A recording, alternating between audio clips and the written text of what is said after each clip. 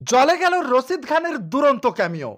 অধিনায়ক ঋষভ পান্তের দাপুটে ইনিংসে ভর করে গুজরাট টাইটান্সকে হারিয়ে জয়ের সারণিতে ফিরল দিল্লি। চলতি আইপিএলে পরপর দুবার দিল্লির কাছে ধরাশায়ী হলো শুভমান গিলের গুজরাট। দুই দলের গত সাক্ষাৎকারে মাত্র 89 রানে গুটিয়ে গিয়েছিল শুভমান গিলের দল। বুধবার সেই হারের বদলা নিতেই মাঠে নেমেছিল গুজরাট টাইটান্স, কিন্তু উল্টে 4 রানে ম্যাচ হেরে প্লে অফের রাস্তা আরও কঠিন করে ফেলল তারা। বুধবার দিল্লিতে টসে জিতে বোলিংয়ের সিদ্ধান্ত নেন গুজরাটের নতুন অধিনায়ক শুভমান গিল। এদিন দিল্লির প্রথম দিকের স্বীকৃত ব্যাটাররা কেউই রান পাননি। 7 বলে 11 রান করে ফেরেন পৃথ্বী। ম্যাকগ্রাকের অবদান 24। এদিন ওয়ার্নারের বদলে নামা সাই হোপ 6 বলে 5 রান করে ফিরে যান। এই তিনজন ব্যাটারকে ফিরিয়ে দিল্লিকে প্রাথমিক ধাক্কা দেন সন্দীপ ওয়ারিয়ার।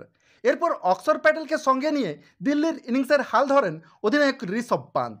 মাত্র 43 বলে 88 রানের ক্যাপ্টেন নক আসে তার ব্যাট থেকে।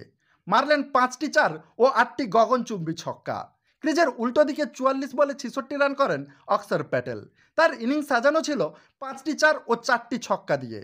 ইনিংসের শেষ দিকে ক্রিস্টিয়ান স্টাবসের 7 বলে 26 রানে ভর করে 224 পর্যন্ত পৌঁছায় দিল্লি। রান তাড়া করতে নেমে শুরুতেই আউট হয়ে যান শুভমান গিল। তিনি এন্ড্রিক নকিয়ার শিকার হন। এরপর ঋদ্ধিমান শাহ এবং সাই সুদর্শনের ব্যাটে ভর করে ধীরে ধীরে ম্যাচে ফেরে গুজরাট। 39 বলে 65 রান করেন সুদর্শন। ঋদ্ধিমান শাহর অবদান ছিল 39 রান। তবে 23 বলে 55 রান করে গুজরাট শিবিরে জয়ের আশা জাগিয়ে দিয়েছিলেন ডেভিড মিলার। কিন্তু পরপর উইকেট হারিয়ে ম্যাচ থেকে ক্রমশ হারিয়ে যেতে থাকে গুজরাট।